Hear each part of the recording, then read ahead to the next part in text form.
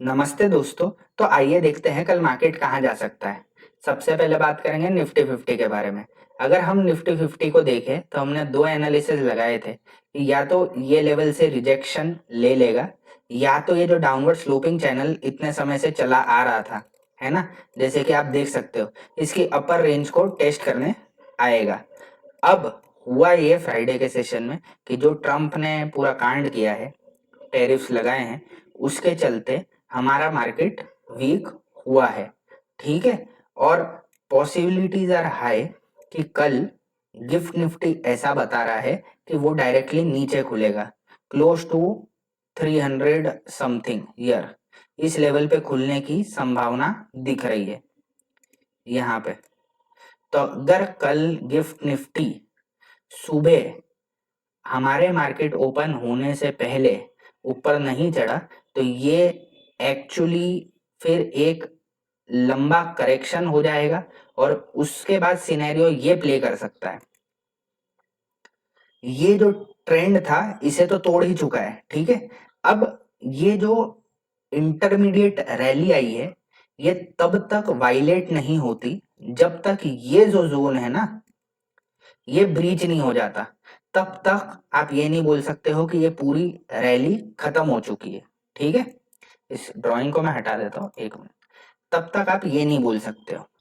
तो जब तक ये लेवल कंट्रोल में है और सिंस अगर ऊपर खुलेगा तो वो इसी लेवल पे कल सपोर्ट लेगा। अगर नीचे खुला तो अगर 9 बजने से पहले गिफ्ट निफ्टी रिकवर कर लेता है तो हो सकता है हमें यहीं पे दिखे। ठीक है। अब ये डिपेंड करता है कल सुबह क्या होता है। ठीक है। बट अगर ये लेवल के आसपास ही खुला, ठीक है, क्योंकि गिफ्ट निफ्टी यही दिखा रहा है, तो वो इसी लेवल पे सपोर्ट किसी तरह लेने की कोशिश करेगा। होल्ड पीरियड हो सकता है। ठीक है। इस लेवल को होल्ड करना बहुत जरूरी है, वरना फिर से एक नया लो जब तक नहीं लगाएगा तब तक निफ्टी ऊपर जाने के चांसेस बहुत कम हो जाते हैं दोस्तों। इसलिए कल की कैंडल बहुत ज्यादा इंपॉर्टेंट है। अब बात करते हैं निफ्टी 500 की। निफ्टी 500 के साथ भी सिमिलर सिनेरियो है। पोल एंड फ्लैग पैटर्न में बहुत अच्छे से ट्रेड कर रहा था। बस ये न्यूज के चलते ये नीचे आया। अब मोस्टली ये नीचे वाली ट्रेंड लाइन को फिर से पहले तो रिटेस्ट करेगा।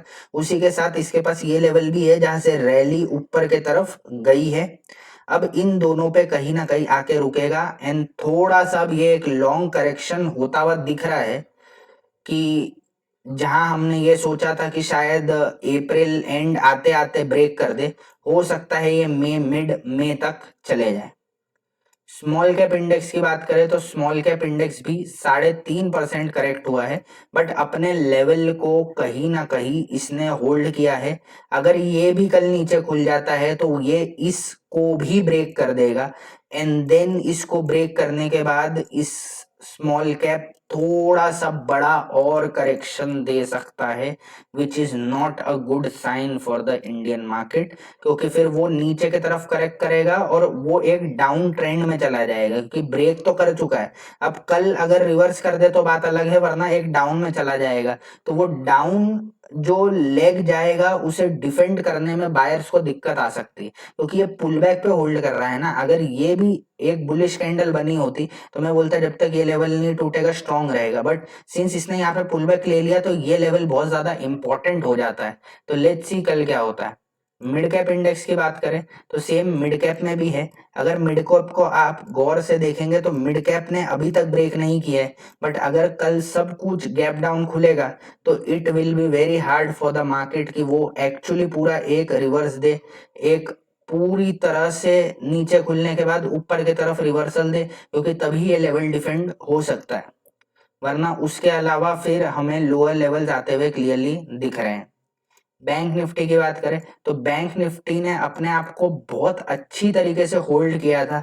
अब कल नीचे अगर खुल भी जाता है बैंक निफ्टी फॉर एग्जांपल, तो ना इस जोन का, ये जो हम पहले बना चुके हैं, इसका कोई ब्रेकआउट तो दिया नहीं अभी तक। तो ठीक है, अगर फॉल भी करेगा तो ये लेवल तक आ सकता है। और सिंस जिस तरह के रैली दी है अभी लेवल बहुत दूर है बैंक निफ्टी का, जिसके बाद वो शायद डाउन ट्रेंड में कन्वर्ट हो जाए।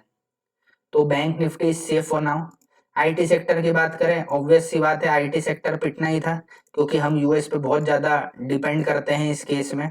अब आईटी सेक्टर जिस तरह से टूटते हुए जा रहा है, इसका नेक्स्ट सपोर्ट अभी भी अच्छा खासा नीचे है, 1000 पॉइंट के आसपास नीचे दिख रहा है। उससे पहले कहीं भी रिकवरी आईटी सेक्टर में तो पॉसिबल नहीं है, तो आईटी सेक्टर से जितना हो सके दूर रहिए। ऑटो सेक्टर की बात करें तो सेम ऑटो सेक्टर के साथ भी है, जैसे मैंने बोला था कि इतनी सेलिंग आ चुकी है कि इसमें कंटिन्यू होना वैसे ही मुश्किल है, भले ब्रेकआउट कर दिया है सस्टेन नहीं करेगा। और जिस तरह से चल रहा है, ये पहले से उस जोन पे आ चुका है जहां से एक्चुअली रैली चालू हुई है। अब कल अगर नीचे खुलेगा तो वैसे ही जोन को ब्रेक कर देगा, और अगर ये सपोर्ट को ब्रेक किया तो आने वाले दिनों में ऑटो सेक्टर की भी हालत खराब होगी। फाइनेंशियल सर्विस सेक्टर को देखें तो फाइनेंशियल सर्विस सेक्टर अपने आप को होल्ड किया है, ब्रेकआउट नहीं दिया है, बहुत अच्छी बात है, क्योंकि ब्रेकआउट दे देता तो रिवर्सल होने के चांसेस बहुत ज्यादा बढ़ जाते हैं। इस लेवल को होल्ड कर रहा है, कल अगर नीचे भी खुलता है तो इसके पास एक ये बढ़िया सा सपोर्ट है। अगर ये सपोर्ट पे भी होल्ड नहीं करता है तो ये रैली का जो पुल बैक है वो बहुत नीचे है, तो फाइनेंशियल सर्विस सेक्टर भी अभी के लिए सेफ है।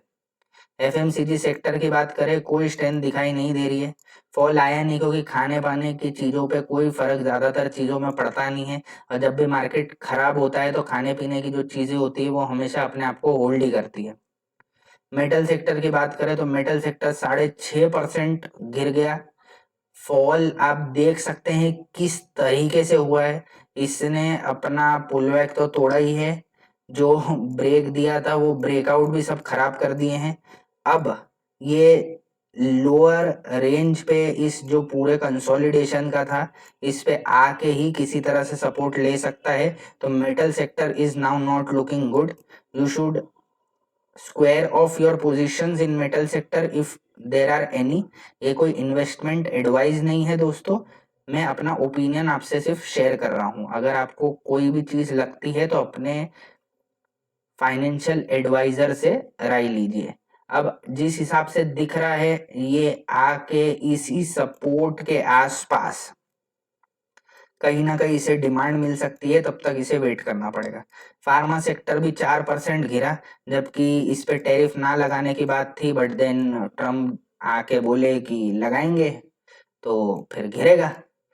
बट किसी ना किसी तरह जो ये अपमूव था, इसके लेवल को डिफेंड कर लिया है, तो मोस्टली इसके ऊपर ही रहे तो बहुत अच्छी बात है, वरना फार्मा सेक्टर में भी फर्दर सेलिंग एक्सपेक्टेड है। फाइनली बात करें रियल्टी सेक्टर की, तो रियल्टी सेक्टर भी कंपैरेटिवली ऐसे तो गिरा नहीं है, बट पूरी तरह से वीक है। ये सपोर्ट होल्ड करे तो अच्छा है, नहीं करे तो फिर मेजर चेंजेस या मेजर डाउन ट्रेंड आने के चांसेस बहुत ज्यादा है। एडवांस डिक्लाइन रेशियो की बात करें, सबसे पहले बात करें निफ्टी 50 की, तो green and shades of green represent bullishness, grey represent neutral, and red and shades of red represent bearishness. Clearly bearish दिन था जो दिख रहा है, लाइट शेड्स ऑफ रेड है नहीं, बहुत सारी चीजें गिरी है। अब कल के ऊपर है कि कंटिन्यूएशन देता है कि होल्ड करता है, तो वेट करते रहिए। निफ्टी बैंक की बात करें तो निफ्टी बैंक भी न्यूट्रल दिख रहा है, जैसे कि हमने चार्ट में भी देखा था। मिड कैप 100 की बात करें, देखिए पूरी तरह से रेड हो चुका है, ठीक है। अब देखिए ये कैसे डार्क रेड दिख रहे हैं, अब ये वो शेयर थे तो 7-7, 8-8, 6-6% गिरे हैं। इसका मतलब ये है जब ऐसे दिखने लग जाए ना, तो फिर प्रॉब्लम है कि हो सकता है कि एक नीचे की तरफ फिर पुल बैक लगा दे, एक नया लेग नीचे की तरफ लगा दे। तो जो मिड कैप की अभी तक रैली चल रही थी उसके कंपैरिजन में ये एक वरीसम साइन दिख रही है। अब ये कंटिन्यूअस 2 बार 3 बार हो जाए ना, तो दोस्तों समझो कि अभी ट्रेंड में मूवमेंट बाकी है, ये कंसोलिडेट करेगा और फिर ऊपर जाएगा, ये बुलिश नहीं होने वाला अभी, ठीक है। ये नीचे की तरफ पहले जाएगा फिर ऊपर जाएगा, तो तब तक के लिए वेट कीजिए। स्मॉल कैप 100 की बात करें तो सेम स्मॉल कैप 100 की भी बात है, पूरी तरह से लाल दिख रहा है, मतलब पीटा गया है स्मॉल कैप स्टॉक्स को भी। अब ये एक दिन के लिए पीटा है, फॉलो अप डे अगर कल भी नीचे का आ गया, इसका मतलब स्मॉल कैप से बाहर निकल जाओ। और यही अगर कल होल्ड कर लेता है, किसी तरह ग्रीन दिखता है, तो चांसेस है कि मार्केट कंसोलिडेट करेगा एंड देन ऊपर की तरफ फिर से ब्रेक करने आ जाएगा। फाइनली हम बात करते हैं यूएस मार्केट की, तो सबसे पहले S&P 500 को देखें, तो देखिए किस तरह से गिरा है टैरिफ के चक्कर में, ठीक है। अब जिस तरह से दिख रहा है, तो अब इसके पास जो नेक्स्ट लेवल आ रहा है वो अभी भी नीचे है, मतलब यहाँ से भी लगभग 100 पॉइंट का फॉल तो और दिख रहा है। मोस्ट केसेस में मंडे को शायद ये नीचे ही खुले एंड देन एक रिवर्स हैमर कैंडल बना दे और ऊपर की तरफ मूव करना चालू कर दे। यूएसडी आईएनआर की बात करें तो यूएसडी आईएनआर देखिए कैसे हमने लेवल बताया था उसी पे रिजेक्ट होकर होल्ड कर रहा है अब अपने आप को।